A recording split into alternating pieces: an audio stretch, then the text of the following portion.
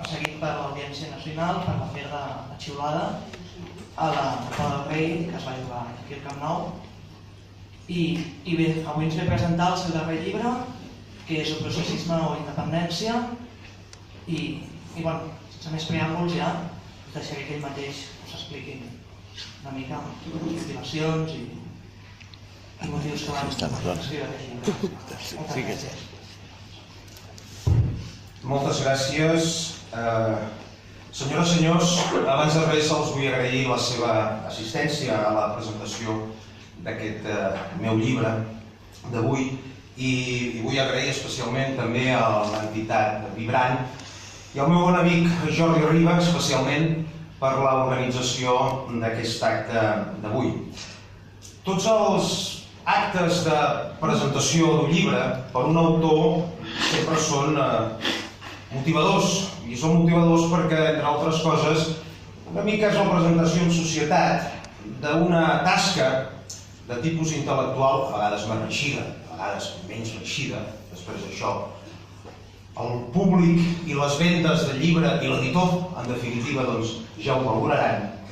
Però és, com els dic, aquesta presentació en societat d'una tasca que un ha desenvolupat de manera individual. Però avui, aquesta presentació per mi és doblement motivadora.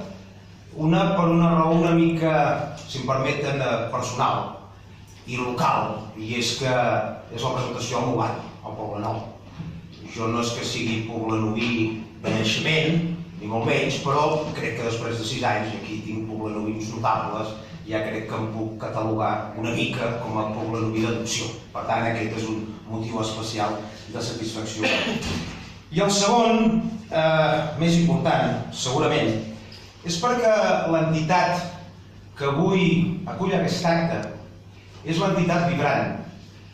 I l'entitat Vibrant es diu així perquè pren el nom, pren el pseudònim d'un, probablement, dels personatges de l'independentisme català pels quals jo sento, doncs, sincera devoció. Una mica podríem dir que dins el santoral laic de l'independentisme el nom de Daniel Cardona i Civit ocupa per mi un lloc enormement destacat. Daniel Cardona és un personatge malauradament oblidat, és un personatge poc conegut. És un personatge nascut a Barcelona a l'any 1890 que ja a l'edat de 15 anys ja va protagonitzar la seva primera gesta independentista. I era quan treballava de dependent en una merceria del carrer Ferran de Barcelona, el dia que els oficials espanyols van assaltar la redacció del Cucut per separatista. Quan van acabar de fer aquella seva gesta, van passar per davant de la seva merceria i aquell marret de 15 anys, amb un company, va pujar al terrat de la merceria i els hi va llançar 2 cubells de serradures mullades. Va fugir per les teulades, no el van enganxar, però el propietari de la merceria el va fer fora. Aquest era Daniel Cardona als 15 anys, evidentment, amb una trajectòria, amb uns inicis d'aquestes característiques, doncs, naturalment, va ser un dels fundadors al costat del president Francesc Macià d'Estat Català. Va ser també un dels capitostos del fallit intent de la invasió armada de Catalunya el 1928, als fets de Prats de Molló. Es va allunyar paulatinament de Francesc Macià perquè considerava que la política nacional del president de l'AVI era massa tèbia. Això el va portar a fundar l'organització radical Nosaltres Sols.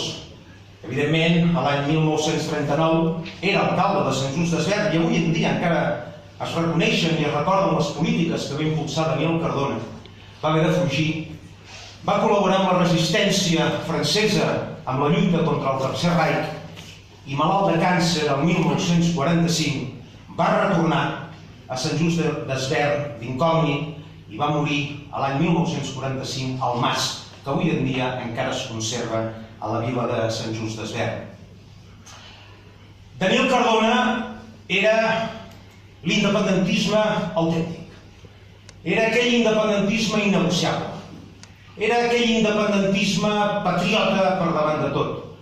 Era aquell independentisme que entenia que per arribar a la victòria calia l'enfrontament polític i institucional i, en aquells temps, fins i tot armat. Jo vaig tenir el plaer de conèixer farà un parell d'anys a un dels seus fills i em va explicar una història, una anècdota, i és que als anys 80 van decidir fer reformes al mas.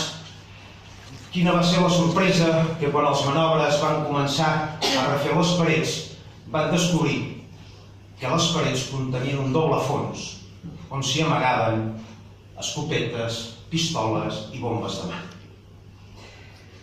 Daniel Cardona, a part d'aquest activisme, d'aquesta lluita independentista absolutament insubornable, també era un home d'una vessant intel·lectual.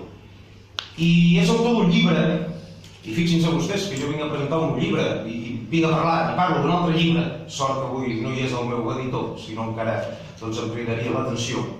Però és un llibre que jo recomano fervorosament. És aquest llibre, La batalla, escrit a l'any 1923. Aquest llibre d'en Cardona té la facultat de ser una visió descarnada sobre nosaltres, els catalans. Té la facultat també de ser un llibre que ens dibuixa quina és l'autèntica cara de qualsevol govern espanyol respecte a Catalunya. La dictadura de Primo, amb el govern de Franco, amb el Partit Socialista, amb el PP, sempre hi ha un nexe comú amb tots els governs d'Espanya, que és l'afany per reduir-nos a una simple peculiaritat folclòrica. Jo vaig llegir aquest llibre farà uns 20 anys i he de confessar que em va impactar. I sobretot el que em va impactar van ser unes frases que, si em permetran, jo ara les llegiré, i també els he de confessar que aquestes frases a mi m'han marcat políticament d'una manera, jo crec que determinant. Sempre, en molts moments, les he tingudes ben presents. I en Cardona, en el seu llibre La batalla, en un moment determinat, diu això. Francament, hem de desenganyar-nos. Mentre el poble català tingui tanta llengua, veu baixa i tant decent, per més cultura que es proposi tenir, no la podrà salvar. Els opressors i traïdors el faran ballar com voldran, el destruiran i el trepitjaran. Per salvar Catalunya, cal acompanyar la literatura i les arts d'estadistes de caràcter i de pit, capaços d'encarar-se amb l'invasor i que ensenyin al poble a saber defensar-se la seva dignitat. Que són escrites a l'any 1923. Em sembla que no podem qüestionar que avui en dia continuen tenint exactament la mateixa vigència.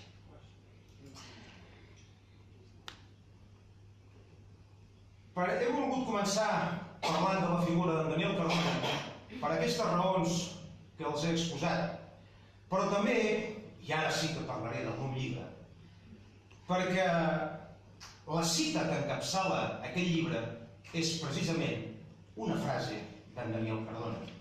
I també perquè aquest llibre d'avui no deixa de ser un homenatge també a la seva figura, perquè la dedicatòria que jo faig és precisament a la memòria de tots aquells compatriotes que ens han precedit en la lluita per la independència de Catalunya. Perquè no som els primers. Sovint, amb tot aquest procés polític que vivim, sembla que això de la independència hagi començat quan algun dirigent polític actual ha caigut del cavall. I hem de ser conscients que si hem arribat fins aquí també és gràcies a l'esforç dels Cardona, a l'esforç dels germans Badia, dels Manuel González i Alba, de gent que hi va deixar la vida per un ideal. A mi particularment, sempre que em pregunten quin és el motiu que m'impulsa a defensar l'ideal de Catalunya, crec que a mesura que van passant els anys, a part de motius naturalment culturals, lingüístics, del futur dels meus fills, com és natural, a mesura que van passant els anys em dono compte que, sobretot, si he de continuar defensant l'ideal de la independència de Catalunya, és per ser fidel a l'exemple d'homes com és el cas d'en Daniel Cardona. Però bé, el llibre en qüestió, el títol és O processisme o independència. I ara farà una setmana, en una de les entrevistes que m'han fet per motiu del llibre, i també per motiu, com saben vostès, de la meva citació i de la meva anada per partida doble a l'Audiència Nacional en les darreres setmanes, va haver un periodista que em va preguntar, diu, home, el llibre diu o processisme o independència. Per vostè què seria el processisme i què seria la independència?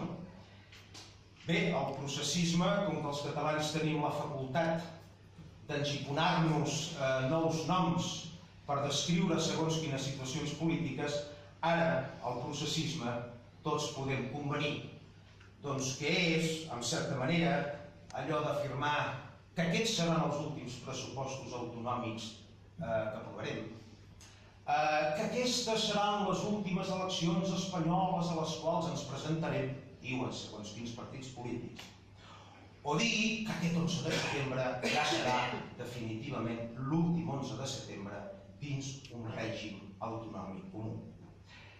El processisme és pensar que la independència de Catalunya pot ser pactada amb Espanya. El processisme és instal·lar-se, i no ho dic pel poble, és instal·lar-se en un estadi d'exhibir-nos una mica un cop l'any en grans manifestacions lúdico-festives per pensar que som l'aparador del món i després afirmar que el món ens mira. El processisme, en certa manera, és un anar fent i un estar satisfets que desitgem la independència en moltes ocasions, com el que pot desitjar tenir una torre a la Costa Brava, però no tenir la ferma voluntat de fer els sacrificis i d'encarar l'autèntic conflicte que suposa el trencament d'un statu quo, com és trencar la integritat territorial d'un dels principals estats d'Europa en quant a grandària i trencar sobretot l'statu quo d'Europa, que és la Unió Europea, que no oblidem, és un statu quo que va néixer perquè les grans nacions d'Europa no es manessin entre elles. Això és el processisme i jo ho explico a bastament en el llibre. I si em pregunten què és la independència, avui aquí hauria de dir que la independència és tenir raó. Que la independència és aquell independentisme que mai va claudicar i que estava disposat a arribar fins al final. No és aquest llibre un llibre amable, ni és un llibre autocomplaent. Avui mateix he tingut un exemple amb una anècdota que s'ha produït en una capital de comarca de Catalunya, on una entitat volia fer la presentació del llibre, però la junta d'aquella associació que pretenia promoure-la, el seu president ha dit que aquest títol no era un títol recomanable, que era un títol que posava pals a les rodes i que era un títol que podia desmoralitzar al públic o a la gent que pogués assistir a la presentació. Certament, vivim aquest procés independentista una mica com si fos un gerro de porcellana fina. Es pot mirar, però no es pot tocar. I és perquè ens ha costat tant arribar a un independentisme més o menys majoritari, sociològicament parlant, que qualsevol crítica que es faci des de dins de les files de l'independentisme és percebut com posar pals a les rodes. I en canvi, per contra, aquelles crítiques que venen des de fora, que venen des de la capital espanyola, per exemple, aquestes crítiques són magnificades perquè, en definitiva, el que permeten és continuar o justificar segons quines polítiques que avui en dia es fan des del Parlament de Catalunya. És un llibre que jo intento encarar-nos a nosaltres mateixos, en fer-nos també una radiografia col·lectiva. I els pobles avançats i els pobles sòlids democràticament són aquells pobles que no tenen manies a l'hora d'agafar i encarar-se amb les seves pròpies febleses. Perquè la crítica constructiva des de dins de les mateixes files sempre és positiva. També és un llibre que plantejo tal i com és Espanya. És un llibre que fa, o intento que faci, que deixem d'una vegada per sempre aquell eslògan que ens volen fer creure sovint, que hem de dir que nosaltres ho tenim tot en contra del govern espanyol, però el poble espanyol no hi tenim res en contra, perquè, en fi, perquè són bona gent i perquè són una gent que són víctimes també de les polítiques del PP i del PSOE, etc. Quan oblidem que les 3/4 parts del Parlament espanyol estan ocupades per PSOE, PP i Ciutadans, i aquests partits, que jo sàpiga, no el voten els estimals. El vota la gent de Cuenca, de Segovia o de Guadalajara. És un llibre, a més, que diu que Espanya mai ha deixat cap territori per les bones. Que Espanya mai pacta res, perquè la mentalitat castellana, que és la que ha fet Espanya, sempre interpreta el pacte com una claudicació. No pretén aquest llibre explicar com som els catalans, perquè, entre altres coses, ja hi ha autors, Catalunya té savis, que ens ho expliquen a bastament. Sinó que és un llibre que el que intenta explicar és per on fallem i per què encara no hem arribat a l'objectiu que perseguim. Ara ens diuen que hem d'ampliar la base social. Jo no soc dels que estan en contra, naturalment, que cada dia hi hagin més independentistes. És una cosa que hem de perseverar en aquesta estratègia, en aquesta situació. Però potser també ens hauríem de plantejar si aquest independentisme majoritari, en lloc de ser majoritàriament lúdico, festiu, molt donat al simbolisme, si en lloc de ser només això, també fos un independentisme combatiu, si fos un independentisme que quan els nostres dirigents parlen davant d'Europa i diuen fixa't els catalans, quina gent, que surten 2 milions de persones al carrer i no tiren ni un paper a terra i que quan acaben se'n van a casa i l'endemà van a treballar, fixa't quina gent tan endreçada, fixa't quina gent tan bona, fixa't quina gent que ho fa tot amb el somriure als llavis, que els fessin fora. I aquí no vaig poder aguantar. Vaig dir, home, fer-vos fora no s'us fa fora ni amb aigua calenta. Per fer un nou partit polític necessites dins aquesta partitocràcia com a mínim 2 milions d'euros per tenir alguna garantia. En canvi no dimitiu ningú. El verb dimitir no es conjuga. I dic això perquè una de les coses que jo intento amb aquest llibre és que els catalans hem de ser més d'usos amb els nostres dirigents. Quan dic d'usos no em refereixo a que els hi hem de donar cops de pal al mig del carrer ni assaltar el Parlament, però hem de ser més fiscalitzadors. Són els nostres servidors públics. Nosaltres els hi paguem el sou i diuen ells que tenen un mandat democràtic. Són els dipositaris del mandat democràtic. I nosaltres hem de ser els fiscals de tot això. Per això en Cardona deia estadistes que ensenyin al poble a defensar-se la seva dignitat. Perquè un dirigent polític també ha de tenir una vocació pedagògica. També ha de voler que aquell poble creixi, no mantenir-lo en un infantilisme com ens volen mantenir. Perquè si et mantenen en un infantilisme és més fàcil que t'enredin. Però tu quan un poble el fas adult, el fas madur, aquell poble ja costa més que li puguis prendre el número. Per tant, jo el que vull en aquest llibre és sobretot que els catalans siguem més exigents. Que no fem els ulls grossos davant d'evidències que ens fan pensar i ens fan veure que no anem pel bon camí. I no tinguem mania a l'hora d'encarar quan ens trobem un dirigent polític o un càrrec institucional i demanar-li explicacions. No podem anar sempre, president o presidenta, estem amb vostè, us farem costat. Clar que els hi farem costat, però també els hem d'exigir que facin la seva feina. Però bé, la política, la partida, també es juga, com els deia, a fora, a nivell internacional. I no vull deixar passar l'ocasió per fer-los veure, també a vostès, quina és la imatge que ara en aquests moments també té Catalunya. El passat 11 de setembre em va fer una petita entrevista al corresponsal de l'agència Bloomberg a l'estat espanyol, un colombià que viu a Madrid.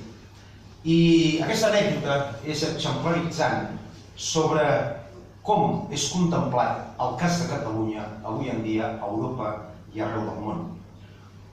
I crec també que és una molt bona explicació, és una bona síntesi de quins han estat aquests 5 anys. Ell va dir que l'any 2010 va venir, 2012, perdó, la primera gran manifestació independentista, 1,5 milió de persones al carrer, i aquella manifestació, recordaran vostès, on acabava. On acabava? Al Parlament de Catalunya. Quan l'opinió pública internacional veu 1,5 milió de persones cridant independència i que acaba al Parlament de Catalunya, qualsevol observador pot pensar que la pel·lícula finalment acabarà com? Assaltant el Parlament. Assaltant el Parlament, perquè 1,5 milió de persones cridant independència i anant cap al Parlament, home, vull dir, no cal ser molt espavilat per dir aquests paios acaben assaltant el Parlament. Bona prova d'això va ser que aquell mateix dia, sobre les 7:15 de la tarda, la manifestació començava a les 5 i la Carme Forcadell va aconseguir entrar al Parlament cap a 8:45 del vespre, perquè no podia de la gentada que hi havia, va sortir el portaveu de la Comissió Europea i va dir que bé, allò que passa a Barcelona era un afer intern de l'estat espanyol. És a dir, Brussel·les, abans que acabés la manifestació, ja va sortir a, diguem-ne, a calmar els ànims. Perquè, clar, Brussel·les podia pensar que es produiria algun fet notable. Evidentment, es va arribar allà, se li va donar una carta a la presidenta del Parlament, van tocar el xiulet i tots els catalans cap a casa. Però no passa res. L'any següent, la via catalana de Portbou fins a les cases del Canà. Allò va impactar el món. Només cal recordar o revisar la biblioteca de grans mitjans de comunicació internacional i realment va ser tot una gesta. Entre altres coses perquè rememorava la Via Bàltica, que després de la Via Bàltica, pocs mesos després, es proclamava la independència. Bé, es va fer la via catalana, però allò no es va veure que tenia cap transversió política notable. Bé, aquest periodista m'explicava, vam tornar l'altre any, diu, i aleshores la ve baixa. Bé, molta gent, però continuava sense passar res. El relat era exactament el mateix. Diu, el següent any, a la Meridiana, i les paraules textuals van ser aquestes, van veure que corria al darrere una cosa groga. Bé, molta gent, també, diu, però nosaltres ja començàvem a pensar que els mitjans internacionals eren com figurants, formaven part, diguem-ne, de tot aquest teatre. Diu, i esclar, hem tornat aquest any i jo ja no sabia de què escriure i, per tant, he intentat buscar una cosa al marge de l'oficialitat. Diu, per això, doncs t'he vingut a veure, doncs, a tu, que jo aquell dia participava en un petit acte de la plaça Urquinaona a favor de la declaració d'independència. Bé, aquesta és la imatge que, vulguem o no, avui es té de Catalunya. No representem un greu problema, perquè la diplomàcia internacional és la cosa més hipòcrita que hi ha al món. La diplomàcia només es mou per evitar problemes, no per preveure'ls. Quan tu ets un problema és quan la diplomàcia internacional es mou. Si Catalunya, que té una majoria parlamentària de 72 diputats i un compromís electoral de Junts pel Sí, que en el seu punt 5è del programa electoral parlava que a cas d'una majoria parlamentària hi hauria una proclamació d'independència i després unes lleis de transitorietat jurídica, si s'hagués aplicat el programa electoral, ara seríem un problema per Europa i Europa es veuria obligada a intervenir. Però bé, com els dic, el processisme, i ja per anar acabant, el processisme és tot un seguit de contradiccions. Ens han instal·lat, en certa manera, en una cerimònia de la confusió. Hem dotat el procés d'un llenguatge singular, d'un vocabulari singular, que més enllà de les nostres fronteres no té cap sentit, perquè dret a decidir en el vocabulari de política internacional no existeix. És el dret a l'autodeterminació, com vostès ja saben. La llei de transitorietat jurídica és una cosa que seria la primera vegada a la història que un poble es proclama independent no amb una declaració, sinó amb una llei de transitorietat jurídica. I sobre la desconnexió jo els hi faig una proposta. Si aquest Nadal van de vacances per Europa i es troben amb algú i saben que vostès són catalans i coneixen la problemàtica i els hi pregunten què us voleu independitzar? Vostès els hi poden respondre no, ens volem desconnectar. I ja veuran vostès el fart de riure que es fa al suec, noruec, alemany o francès de tot. Però bé, aquest llenguatge l'hem anat incorporant d'una manera que ja ens sembla normal i quan tu surts a fora te n'adones exactament de quina és l'autèntica realitat o el pa, diguem-ne, que s'hi dona. Pensem també al processisme que perquè tenim la raó guanyarem. Hi ha un capítol que parlo de raó i poder i dic que la raó és la que fa guanyar. Perdó, el poder és el que fa guanyar. I que tenir la raó és el consol dels que perden. Perquè, siguem sincers, si la raó fos la que fa guanyar, avui en dia no hi hauria fam al món. Els bascos, flamencs, quebequesos serien independents, la injustícia no existiria i el món seria una cosa meravellosa. Si guanyés la raó. Però, ens agradi o no ens agradi, qui guanya sempre és el poder. I els catalans anem dient que ens han de carregar de raons. Ens han de carregar de raons. Quan el que ens hem de carregar és de poder i d'estar decidits a exercir aquell poder per agafar, tombar una legalitat i imposar-ne una altra, que és la legalitat que et permet fundar un estat. Requereix sacrificis. I fundar un estat requereix que ens diguin fins on estem disposats a arribar. Nosaltres triarem, podem triar, però els nostres dirigents tenen l'obligació de dir-nos fins on estem disposats a arribar i els esforços que caldrà fer en aquest sentit. Fundar un estat és fer coses que no faríem mai en una situació normal. Fundar un estat és defensar un ideal que no podem basar en que tindrem només millors hospitals, més carreteres, que les pensions estaran garantides, que estaran garantides, naturalment. Perquè si volem ampliar la base social i volem generar més adeptes a la independència de Catalunya, el que hem de fer és que aquella gent, abans de poder tenir més hospitals, és que estiguin orgullosos de ser catalans.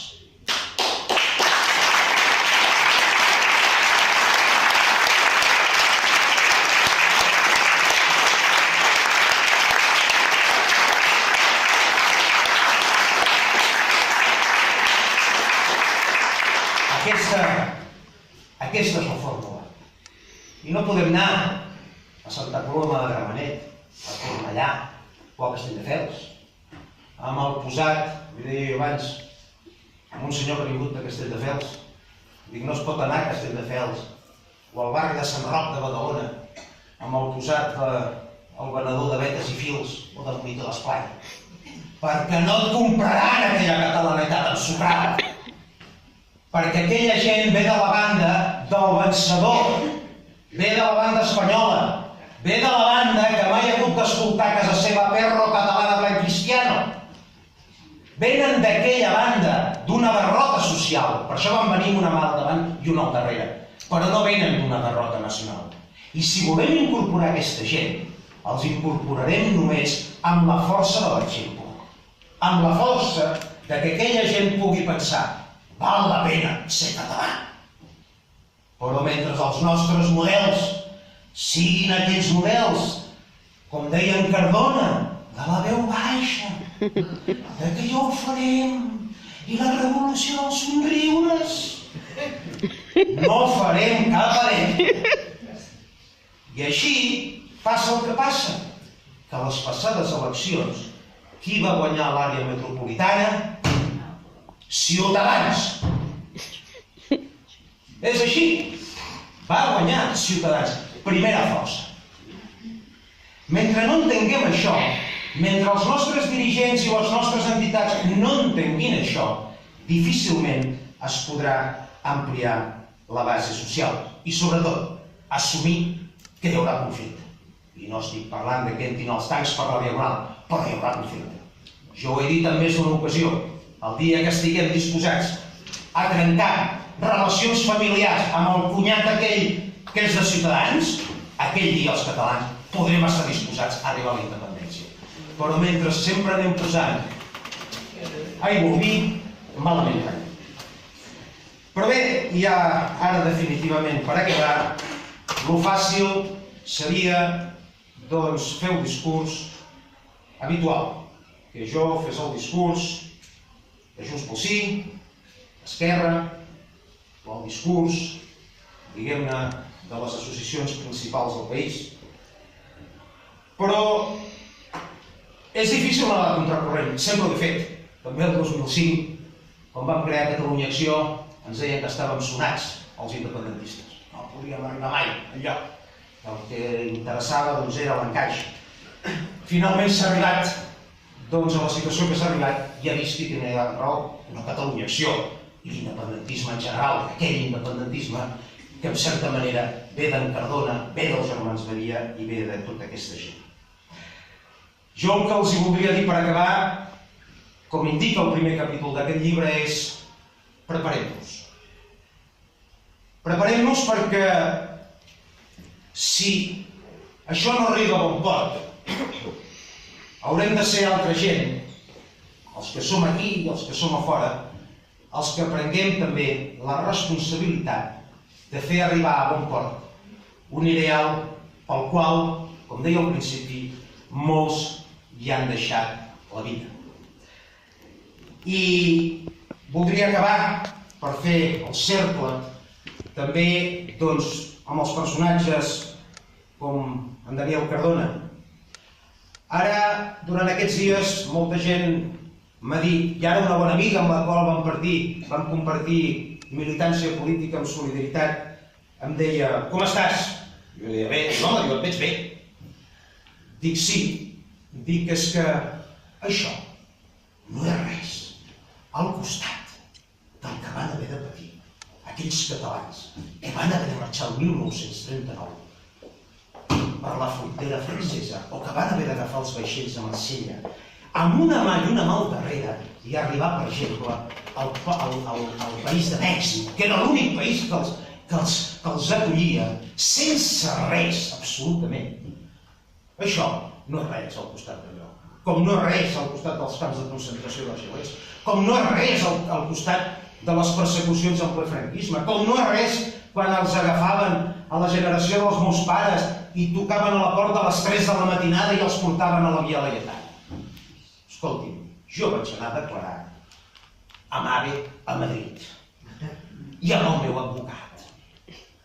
I m'esperava la premsa i vaig tenir l'oportunitat de manifestar-me les meves opinions. Afortunadament el món ha avançat. Afortunadament. Per tant, alguns que no facin tanta comèdia amb aquestes coses i que no juguin amb els sentiments del poble, perquè el català és un poble molt sentimental i es deixa guanyar moltes vegades Ai, aquell pobre, mira, que l'inhabilitaran.